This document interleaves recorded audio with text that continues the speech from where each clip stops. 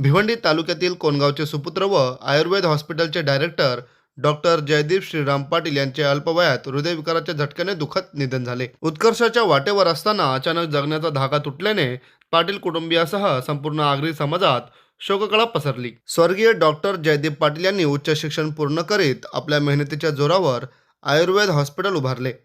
त्यांनी हॉस्पिटलच्या माध्यमातून अत्यंत स्वस्त दरात उपचार करून अनेक रुग्णांना दिलासा दिला. पैशासाठी नाही तर समाजसेवा व रुग्णसेवा हेच ध्येय त्यांनी ठेवले असून आपल्या कार्यातून त्यांनी भिवंडी व कल्याण परिसरात अल्पावधीतच चांगले नाव कमावले होते. परंतु नियतीसमोर काही चालत नाही. त्यांच्या अकाली जाण्याने संपूर्ण वैद्यकीय क्षेत्रात मोठी पोकळी निर्माण झाली आहे.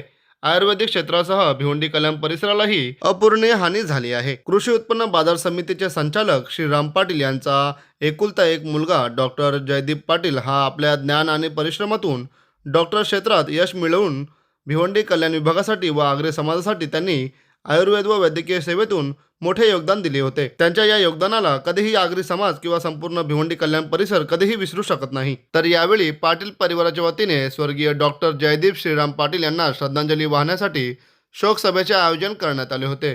या शोकसभेमध्ये मोठ्या संख्येने मान्यवर, समाज प्रतिनिधी, राजकीय नेते व सर्वसामान्य नागरिक उपस्थित होते. यावेळी अनेक मान्यवरांनी शोकसभेत स्वर्गीय डॉक्टर जयदीप श्रीराम पाटील यांच्या वैद्यकीय क्षेत्रात दिलेल्या सेवेचे कौतुक करत आगरी समाजाचा कोहिनूर हिरा हरपला अशी भावना व्यक्त केली आहे. मी आपल्याला सांगणार आहे की महाराष्ट्रामध्ये डॉक्टर मानके आणि आपल्या भिवंडी शहरामध्ये डॉक्टर तामाणे हे महान तज्ञ, अत्यंत हृदयतज्ञ असे प्रसिद्ध महाराष्ट्रामध्ये असे दोन डॉक्टर दिले. त्याच्यानंतर ह्या जिल्ह्यामध्ये डॉक्टर जयदीप त्यांच्या कृपाने दोन गावामध्ये जन्माला आले आणि संपूर्ण महाराष्ट्रामध्ये या समाजाची कीर्ती वाढवण्याच्या दृष्टीने त्यांनी रात्रंदिवस काम करून आपली आरोग्य सेवा करण्या या दृष्टीने प्रत्येक फार मोठे प्रयत्न केले. मी मुद्दा आपल्याला सांगणार आहे की या समाजामध्ये आता अत्यंत डॉक्टर बरेचसे आलेले आहेत. एवढे कीर्तिवान आणि एवढा काम करणारा तरुण 35व्या वर्षी त्याला जावं लागलं. अशा पद्धतीने जिद्दीने काम करणारे खेड्यापाड्यामध्ये फिरणारे असे डॉक्टर जन्माला आले. त्यांच्या हातून अनेक लोकांचं जीवन सुखी झालं, समाधान झालं. कोरोनामध्ये त्यांनी शेकडो लोकांची कामे केली आणि त्या संबंधी सुद्धा त्यांचा अत्यंत प्रसिद्धी महाराष्ट्रामध्ये आपल्याला पाहायला मिळाली. मी माझं कर्तव्य आहे, मी त्यांच्या लग्न समारंभाला हजर होतो. त्याच्यानंतर त्यांचा मृत्यू झाला त्या टायमाला आजारले.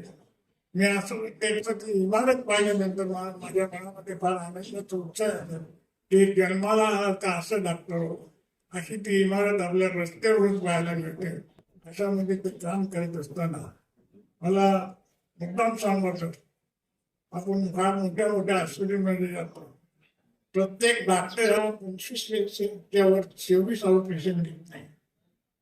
म्हणून हा उभारलेला जो समाज आहे तो वेळेवर काम करून वेळेवर संकल्पना पाळणारा असा समाज आहे. असे डॉक्टर आपण पाहतो. परंतु हे जयदीप डॉक्टर अत्यंत प्रामाणिकपणे 24 तास काम करणारे असे डॉक्टर, त्यांच्या खरोखर नियंत्रण जबरदस्त असं मर्यादा आली असेल असं मला असं वाटतं. मी मुद्दा आपल्याला सांगणार आहे. माती खासदार सुनभोग बसून, कैलास असे सुनभोग बसून ते नेहमी सांगत असे, आरसी पाटील, मरण हे आपल्याला टाळता येतो. हे तुमच्या आमच्या हातामध्ये आहे. गेल्यानंतर आपण ईश्वराकडे सोडून देतो, ती गोष्ट वेगळी आहे. परंतु मरण सुद्धा आपल्याला टाळता येतो. याचा अर्थ महाराजांनी सांगितलं की शिक्षण क्षेत्रामध्ये आणि ईश्वर क्षेत्रामध्ये ईश्वराचं कृपा, ईश्वराचं स्मरण आणि आपण शारीरिक प्रकृतीची शक्ती या तिन्ही गोष्टी जर आपण लोकांमध्ये ठेवल्या तर हे मरण सुद्धा टाळता येतो.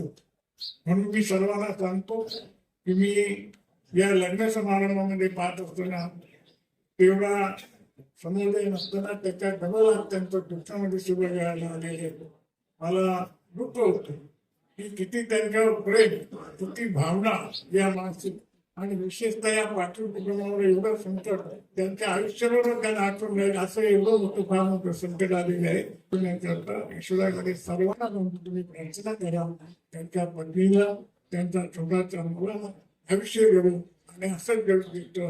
महामूर्ती गॉडेस त्यांनी केला अडचणी अपुरं स्वप्न आहे ते पूर्ण करण्याकरता सर्वांनी प्रयत्न करा. मोठं लाईफ होतं, कारण डॉक्टरला निवृत्ती नसते, वकिलांना निवृत्ती नसते, तर खूप मोठं आयुष्य होतं. या आयुष्यात त्यानं अनेकांना जीवदान दिलं असतं आणि आज या ठिकाणी नेमकं त्याचंच जीवदान त्यांनी स्वतः दिलं आणि त्यामुळे केवळ तुम्हा कुटुंबियांचं नुकसान झालं नाही, तर अखिल समाजाचं नुकसान झालं. नाही मी म्हणत अगदी समाज की नाही, बहुमुस्लिम समाज सर्वच, कारण हॉस्पिटल काय कोणासाठी एकट्या त्यांनी नसतात, तर त्यांनी अनेकांना जीवदान दिलं असतं. अशी व्यक्ती आपल्यातून गेली आणि त्यामुळे ते नुकसान अखिल समाजाचं झालं. पण व्यावहारिक भूमिकेतून एवढं सांगेन की या घटना घडतच असतात. डॉक्टर नीतू मांडके पूर्वी प्रसिद्ध व्यक्तिमत्व, त्यांनी हृदयविकारावर अनेक काळ जीवदान दिलं आणि त्यांना शेवटी स्वतः जावं लागलं. तर अशा ठिकाणी आपण एवढं सांगू शकतो, कुटुंबियांचं सांगून आपण करू शकत नाही. पण जसं आता सरांनी सांगितलं आपल्या की ठीक आहे, जयदीप गेला, जयदीपचा एक 5-6 वर्षाचा मुलगा आहे, त्याला घडवण्याचं काम ती मंडळी करतील, त्याला सांगण्याची गरज नाही आणि आपण सर्व मंडळी त्यांच्या पाठीशी उभी आहोत. मग आता माझ्या भाषेमध्ये काळजाचा पाबुकराच फाटला. आई मीनाचा, ममतेचा आणि विश्वासाचा मायेचा ताटवाच कोसळला. जयदीपच्या मित्रमंडळींना उघडपणे बोलण्याचा विसावा नाहीसा झाला आणि सिमोरतेच्या डोक्यावर आशीर्वादाचा हात आणि मायेचा आल्हादाची जागा कायमसाठी नाहीशी झाली. आलमगिरी दोघांनी सुद्धा ही जखम कधी बरीच करू शकणार नाही, इतकं मोठे दुःख आहे. या दुःखाने कालांतराने खपली जरी ठरली तर सुखदुःखाच्या प्रसंगी या दुःखाने जखमेला धक्का लागून अश्रूंच्या रूपाने बळबळा वाहिल्याशिवाय राहणार नाही. मानव रूपात प्रत्यक्ष भगवान प्रभू रामचंद्रालाही चुकलं नाही. त्यालाही मायेचा आणि नीतीचा डाव कळला नाही. उद्या सकाळी चक्रवर्ती सम्राट म्हणून राज्यग्रहण करायचं, त्याच्या आदल्या रात्री वनवास पत्करावं लागलं. ते प्रत्यक्ष श्री प्रभू रामचंद्राच्या नशिबी आहे. प्रत्यक्ष भगवान परमात्मा श्रीकृष्णालाही हा मृत्यूचा भोवरा फोडता आला नाही. ज्या वेळा थारा तर ते अभिमन्यू पडला, त्यावेळेला उत्तरेचा त्याची पत्नी उत्तरा तिचा आक्रोश आणि माता द्रौपदीचा अंगरडा फोडून कृष्ण त्यांना समजवण्याकरता गेला आणि म्हणाला, उत्तरे तुझा पती हा उत्तम आणि पराक्रमी योद्धा होता. आणि द्रौपदीला सांगितलं, द्रौपदी तू देवाची बहीण आहेस, तू एका धनुधराची पत्नी आहेस, किंवा तुला हे शोभत नाही. त्यावेळेला द्रौपदीने उत्तर दिलंय की कृष्णा, मी आज सर्वश्रेष्ठ धनुधराची पत्नी म्हणून नाही रडत, मी आज देवाची बहीण म्हणून नाही रडत, माझ्या आई गाची मोरड्याची आई म्हणून रडते. हे देवाने चुकलं नाही. मी माझ्या कुटुंबाच्या वतीने, माझ्या गावाच्या वतीने, कलानिकेतन मंडळाच्या वतीने, आटगाव शिक्षण मंडळाच्या वतीने आणि ग्रामस्थांच्या वतीने भावपूर्ण आदरणीय व्यक्त. तो कैलासवासी झालेला आहे आणि सगळ्यांनी सांगितलं की जो आवडे सर्वांना तोच आवडे देवाला, हे जे कोणी म्हटलंय ते खरंच आहे की आपल्यातलं त्याला देवाने त्याच्याकडे दिलेलं आहे. म्हणून आजपासून किंवा या क्षणापासून तो आपला नसून तो देवाचा झालेला आहे. ही सत्य आपण सर्व कुटुंबांनी स्वीकारली पाहिजे. कारण की अजून देखील आपल्याला कुटुंबाला असं वाटत नाही की जयदीप आपल्यातनं निघून गेलेला आहे. ज्या दिवशी घटना घडली, मी नेहमीप्रमाणे घरातून निघायची तयारी होतो, कपडे घातलेले होते आणि तितक्यात फोन आला की आपल्या जयदीपचं असं झालेलं आहे. तो विश्वास बसला नाही. मी 2 लोकांना फोन केला, तो बोलतो हो हॉस्पिटलला गेलेला आहे. तर मी बोलू की येतो तात्काळ. लगेच दुसरे कपडे बदलले आणि तिथे गेलो आणि वरती डॉक्टर डॉक्टरांशी चर्चा केली आणि स्वतः जाऊन पाहिलं, तेव्हा काय सत्य आहे ते मी मान्य केलं. आणि संपूर्ण दिवस आज त्या ठिकाणी माझा गेला, कारण की आपल्याला कल्पना आहे की राजकीय जीवनात, सामाजिक जीवनात काम करत असताना वेळ प्रत्येक ठिकाणी जाणं खूप कमी असतं. त्याच्यामुळे प्रत्येक कार्यक्रमाला वेळ देता येत नाही, आम्ही व्हिजिट देऊन निघत असतो. परंतु संपूर्ण दिवस त्या ठिकाणी गेला. माझ्या सहकार्याने विचारलं कसे आज आपला पूर्ण दिवस तिथे गेला. मी त्यांना एकच सांगितलं का आजचा हा प्रसंग वेगळा आहे. या कोण गावामध्ये कुठली दुःखद घटना घडली की हे पाटील कुटुंब सर्वात आधी त्या कुटुंबाला आधार देण्यासाठी, धीर देण्यासाठी उभं राहतं. भाऊ पाटील असतील, चंद्रकांत पाटील असतील, श्रीराम सर असतील आणि सगळे वरिष्ठ. कुठलाही कार्यक्रम असो, सुरुवातीला त्यांची हजेरी असते, काय कसं काय विचारपूस असते. आणि दुःखद घटना असते का आवर्जून त्यांची पहिली हजेरी असते. आणि अशा कुटुंबावरती हा जो प्रसंग आज आलेला आहे, ही घटना त्या गावातली पहिली घटना असेल तर त्या कुटुंबामध्ये एवढं मोठं दुःख आलेलं आहे. आणि ही जी मंडळी आहे ती गावाचं दुःख हरण्याचं, आधार देण्याचं काम करते. आणि आज या कुटुंबावरती जी प्रसंग आलेला आहे त्यावेळेला आपल्यासारख्याला तिथे उभं राहणं गरजेचं होतं. म्हणून आपण पूर्ण दिवस तिथे थांबतो आणि जे आपल्याकडनं होऊ शकतं ते आपण करायचा प्रयत्न केला. कारण की हे कुटुंबामध्ये हा जो आपला जयंत होता, आमच्या गावामध्ये अनेक तरुण आहेत, अनेक होतकरू तरुण आहेत. पण त्या पाटील कुटुंबामध्ये जयंतीबा असा मी सांगेन हिरा आहे का तो या कोण गावातील जेवढे हिरे आहेत त्याच्यामधला कोहिनूर हिरा म्हणून जयदीपचा मी इथे उल्लेख करेन. कारण की त्याने आम्ही मान कमवला, प्रतिष्ठा कमवली असेल, पण त्याने लोकांचं प्रेम कमवलेलं आहे. त्याच्याबद्दल कोणीही वाईट बोलला नाही. तो आता शत्रू झाला या संपूर्ण परिसरामध्ये. माझी त्याची वयाची 4-5 वर्षाची फरक असेल, परंतु आमची मैत्री होती. ते डॉक्टर असल्यामुळे ते त्यांच्या कार्यामध्ये व्यस्त, मी सामाजिक जीवनामध्ये असल्यामुळे मी माझ्या कार्यामध्ये व्यस्त. परंतु आम्ही नेहमी मोबाईलद्वारे बोलत असायचो कुठल्या विषयांवरती. कधी तो आपण जाऊ जेवायला, परंतु तो देखील खूप व्यस्त, मी देखील खूप व्यस्त. पण आमचं भेटणं कधी जास्त होत नसत. परंतु अशा आपल्या जयदीपच्या जाण्याने मला, माझ्या कुटुंबाला, संपूर्ण गावाला जे दुःख झालेलं आहे ते आपण सांगू शकत नाही.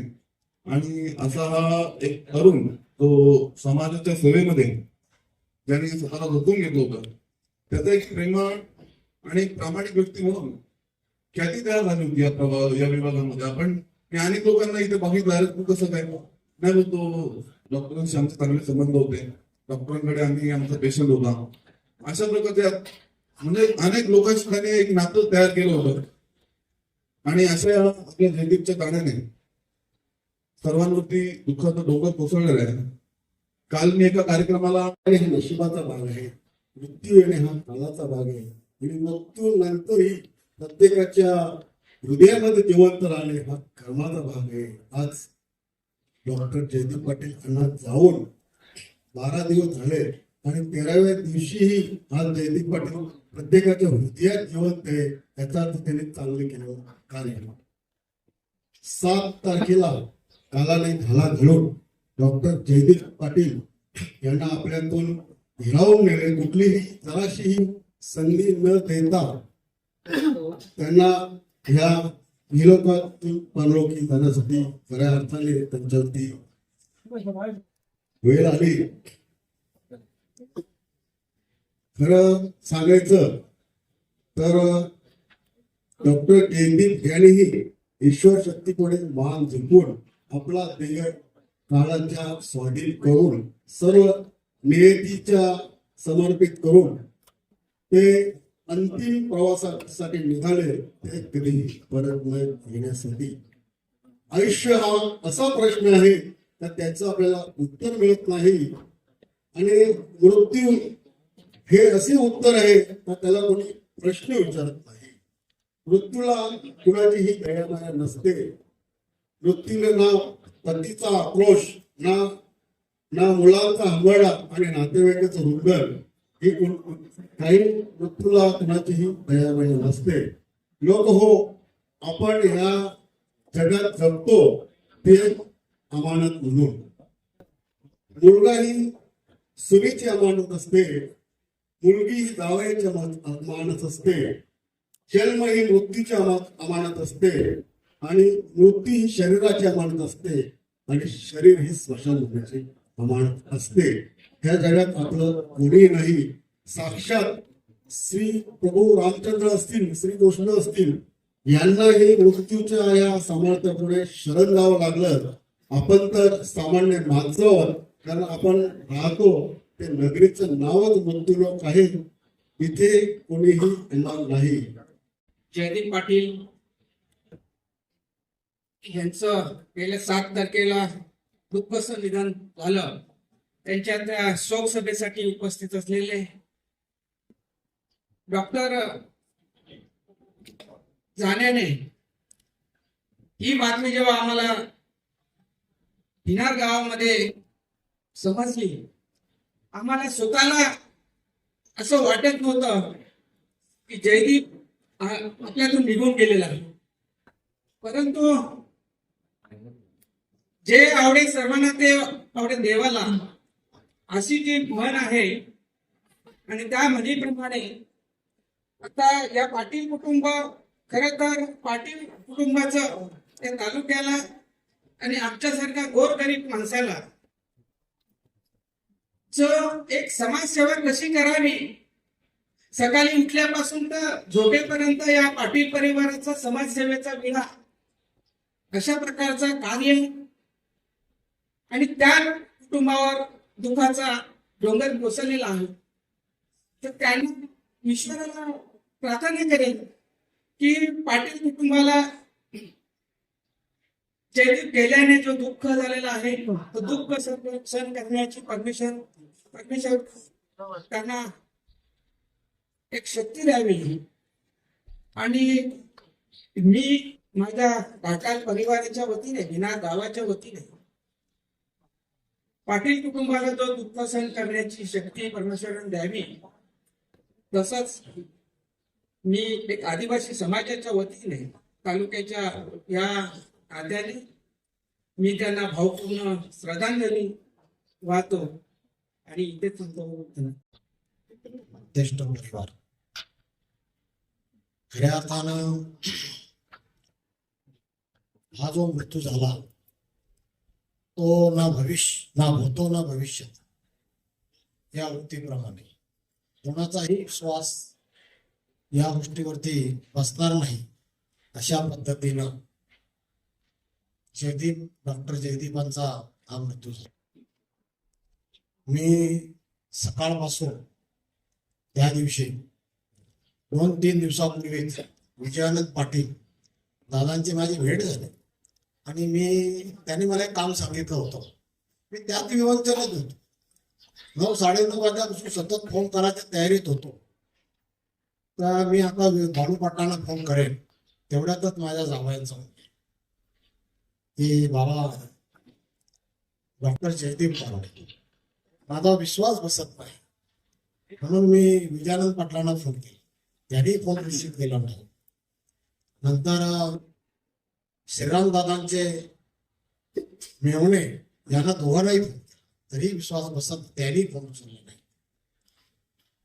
असो, ज्याचा हृदय आहे त्याचा आस्था हा जरूर आहे. आलेला माणूस हा एक ना एक दिवस जाणारच आहे. ज्याची सुरुवात आहे त्याचा शेवटही होणार. परंतु सूर्य सकाळी 6:30-7 वाजता उगवणे आणि त्याच याच्याप्रमाणे 12 वाजता संध्याकाळी 6 वाजता जो मानवाला पाहिजे, सूर्यास्त व्हायला पाहिजे, तो न होता तो सूर्य 12च्या आधीच मावळला. म्हणजे वयाच्या 32-33व्या वर्षी जयदीपचं आकस्मिक हृदयविकाराच्या झटक्यानं हा मृत्यू झाला. ही अतिशय वाईट घटना या ठिकाणी होऊन खऱ्या अर्थानं पाटील कुटुंबियांची माझा परिचय हा अण्णा असल्यापासून, म्हणजे विजयानंद पाटलांचे वडील असल्यापासून संबंध आमचे असायचे. परंतु ज्या वेळेला मी माझ्या मुलीची प्रसूती ज्यावेळेला मला मुलीने सांगितलं की बाबा माझी प्रसूती मी बागवाला करणार आहे, तर मी त्यांना विचारलं मुलीने, असं कसं तू सांगतेस, आपण एवढे भिवंडीला एवढे चांगले डॉक्टर आहेत. नाही ना बाबा, चांगले डॉक्टर आहेत, माझी पहिल्यापासून ट्रीटमेंट दैवानं तिला मुलगा झाला. मी या ठिकाणी आलो, डॉक्टरांशी संपर्क साधला. संपर्क साधल्यानंतर त्यांची जी भाषा आणि त्यांचा स्वभाव आणि त्याच्यानंतर त्यांचा जो वैद्यकीय क्षेत्रातला गायण्यात मधला ते प्रसूती भागातला जो अनुभव तो मी पाहिला नंतर मला वाटतं 7-8 पेशंटला त्या ठिकाणी पाठवलं. अशा पद्धतीनं त्यांचा स्वभाव आपल्याला कमीत कमी 15 दिवस किंवा 1 महिना तरी समजतो. म्हणून आता या निमित्तानं आपण सर्वांनी लक्ष द्यायचं आहे की आपल्या आरोग्यावर प्रत्येकाने लक्ष द्यायचं. आपण या धावपळीच्या जीवनामध्ये आपण आपल्याकडे बघतच नाही. आणि गौतम बुद्धांनी शिकवण दिली, आपण जर विपश्यना केली तर या धावपळीला मार्ग निघू शकतो. आणि जो जो विपश्यना करतो त्याला निश्चित फायदा होतो. या जगदीप याच्या जाण्याने अत्यंत असे दुःख हे पाटील कुटुंबावर झालेलं आहे. कारण गजानन अण्णा पाटील यांना मी जवळ बघत होतो आणि कोल आणि या जिल्ह्यातील जे काही नेतृत्व तयार केलं त्या सामाजिक नेतृत्वानं डॉक्टर जगदीप पाटील जो एक व्यवसाय आहे त्यांचा वैद्यकीय व्यवसाय आणि आता चालू स्थितीमध्ये सर्वात जास्त पैसे कमवणारा व्यवसाय. एखादा कोरोना काळामध्ये असा प्रसंग असायचा, बरेच जे लोक दगावले की पैशाचा हे वरून दाखवलेले आहे. आपण जगदीप त्याने असं कुठे दाखवलेलं नाही. कमी पैशात त्या कोरोनामध्ये त्यांनी बरेच पेशंट त्या ठिकाणी वाचवले, त्यांना आत्मविश्वास दिला आणि समाजाला त्याचा फायदा झाला. सुरेश पाटील त्यांचे काका आहेत, त्यांचं लक्ष त्यांच्यावर असायचं. आणि नंतर बाळू पाटील यांचंही लक्ष आहे. ते राजकारणामध्ये आहेत, समाजकारणामध्ये आहेत, वैद्यकीय क्षेत्रामध्ये आहेत, शिक्षण क्षेत्रामध्ये आहेत. असं चौफेर व्यक्तिमत्व असलेलं हे पाटील कुटुंब आणि ज्याच्या जीवावर आता आपण पुढे काहीतरी करू. म्हणजे वैद्यकीय क्षेत्रामध्ये जे आगरी समाजामध्ये विशेष करून नाहीये आणि त्या वैद्यकीय क्षेत्रामध्ये ते पुढे जात होते, त्याच्या जाण्याने आमच्या आगरी समाजात जे आघात झालेला आहे आणि ते आघात ते दुःख पेलवण्याची शक्ती परमेश्वरांनी पाटील कुटुंबाला द्यावी अशी अपेक्षा व्यक्त करू. मी माझ्या मुकादम परिवारातर्फे, माझ्या ग्रामोदय परिवारातर्फे तसेच हनुमान मंडळ कोर याच्यातर्फे त्यांना श्रद्धांजली वाहतो. ज्या उद्देशाने त्या मुलाला घडवलं आणि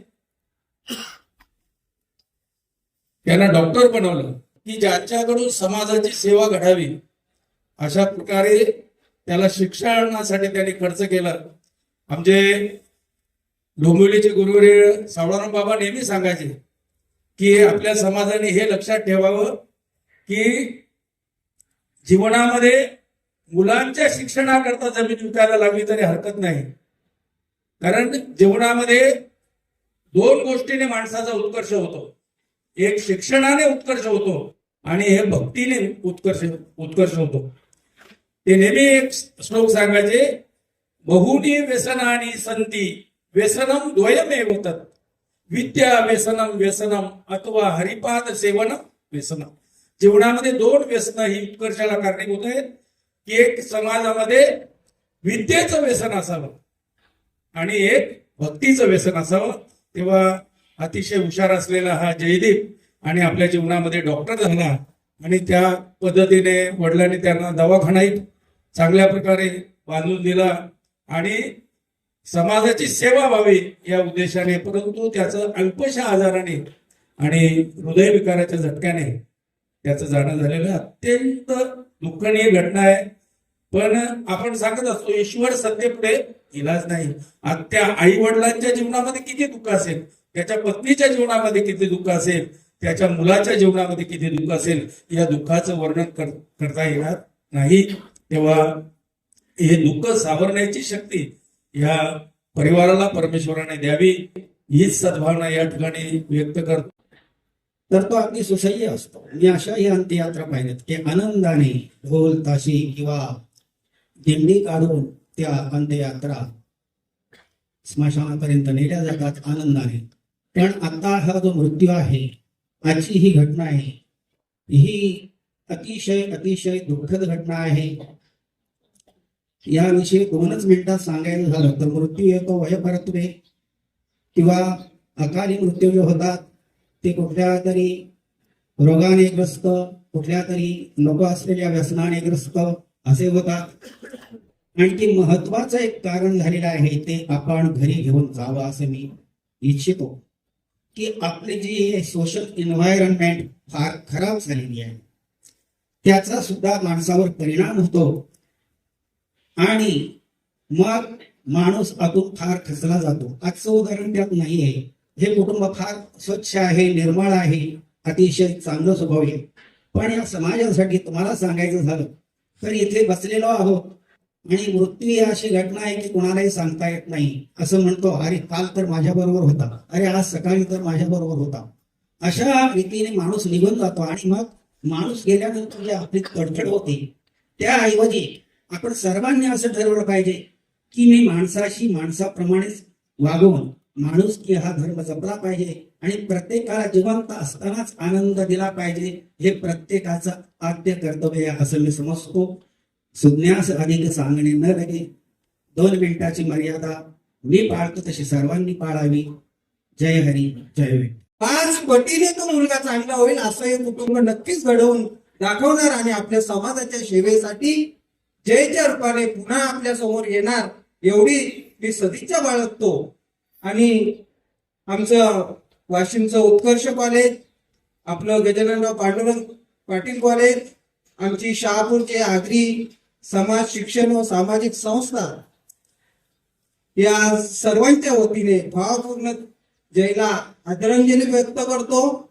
आणि जयदीप हा निसर्ग विलीन झालेला आहे, त्याचं प्रतिबिंब पाहण्यासाठी नातवावर या कुटुंबाने संस्कार शिक्षण या बाबतीत त्यांनी खूप मेहनत घ्यावी आणि आपला पुढचा जयदीप पाहण्याची संधी मिळावी अशी मी अपेक्षा व्यक्त करतो आणि तेच त्याला पुन्हा आदरांजली अर्पित करू. या व्यक्तीप्रमाणे आज जयदीप पाटील, जयदीप भाऊ, आमचे जावई या जगाचा निरोप घेऊन 7 तारखेला ते आपल्यातून निघून गेले.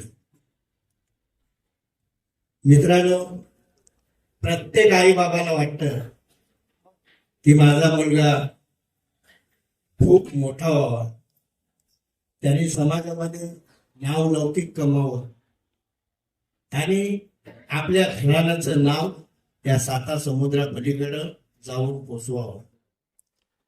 असं असताना वयाच्या अवघ्या 34व्या वर्षी या पाटील परिवारातून डॉक्टर जगदीप भाऊ यांना परमेश्वर आपल्यातून घेऊन गेलं. सामाजिक, राजकीय, आध्यात्मिक आणि क्रीडा क्षेत्रातील तसेच कुस्ती क्षेत्रातील राष्ट्रीय पंच आदरणीय श्रीराम पाटील सर यांचे सुपुत्र जयदीप पाटील, डॉक्टर जयदीप पाटील यांचं अगदी तरुणपणातच दुःखद निधन झालं. एक उगवता प्रकाशमान सूर्य त्याचा अस्त झाला आणि या पाटील कुटुंबियावर फार मोठी दुःखाची शोककला पसरली. खरोखरच या दुःखाचं वर्णन करता येणार नाही, परंतु ईश्वर सत्तेपुढं इलाज नाही. जो आवडे सर्वांना तुझे आवडे देवाला, अशा तऱ्हेने डॉक्टर जयदीप यांचं दुःखद निधन झालं.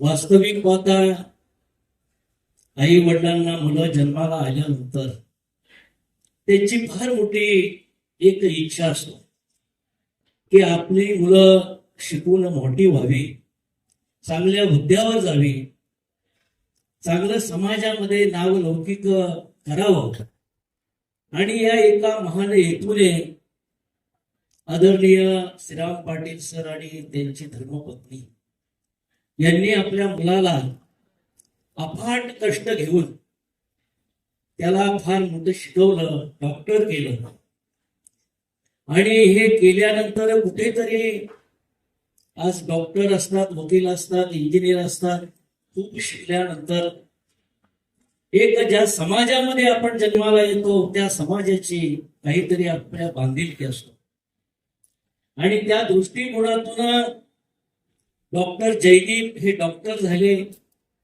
आणि कुठेतरी एक समाजाची सेवा करण्याचं त्यांचं फार मोठं एक दिवस होते आणि ते काही नियतीला मांडणे झालं नाही आणि त्यांचं निधन झालं.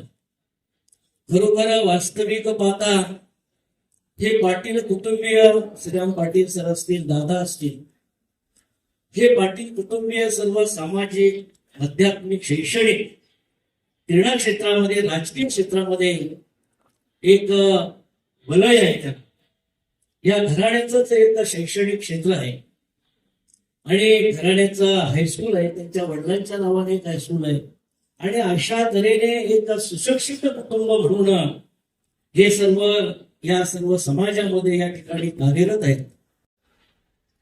परंतु निसर्ग शक्तीपुढे कोणाचं काही चालत नाही.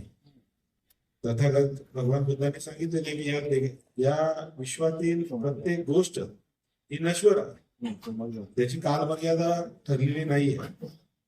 परंतु असं दुःख हे आपल्या दुश्मनाच्याही वाट्याला नको.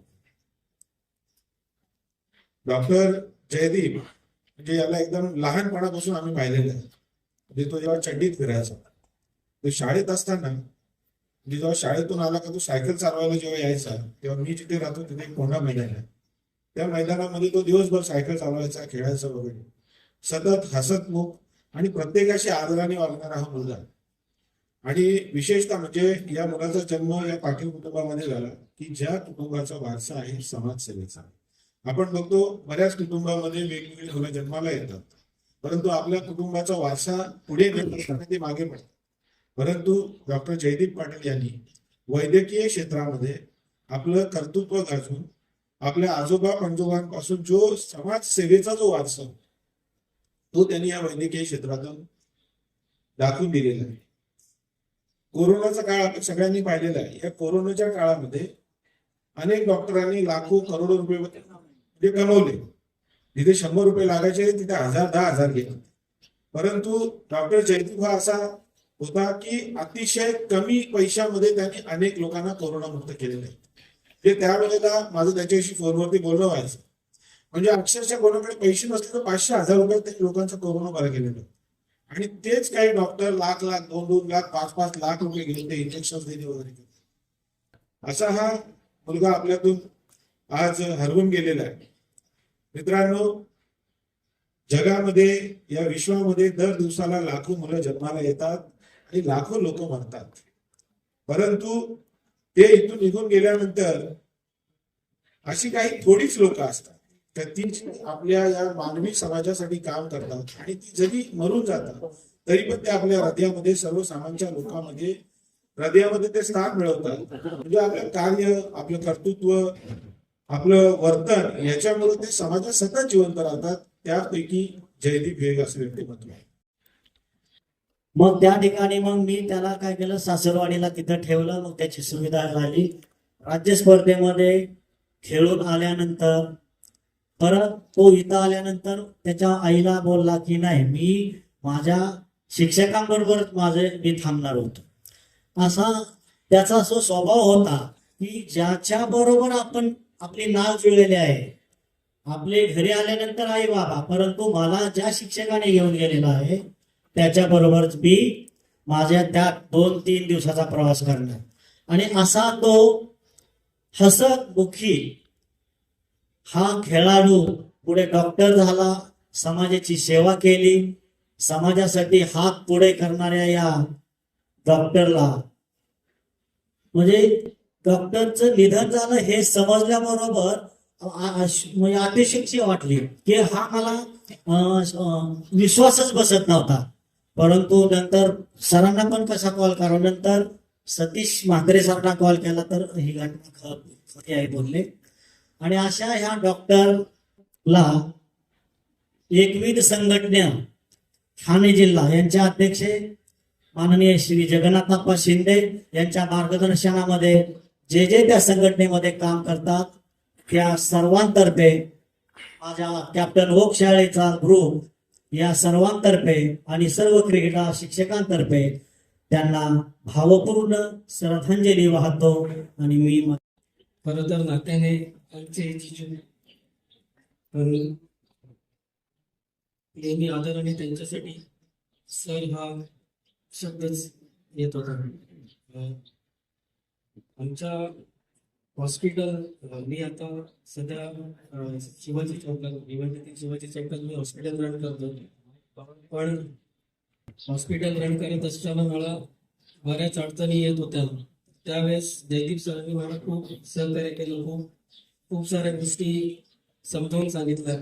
हॉस्पिटल रन करत असताना सुद्धा काही पेशंट्समध्ये काही कॉम्प्लिकेशन्स असतील, काही असतील तर ते नेहमी समजावून सांगत असत.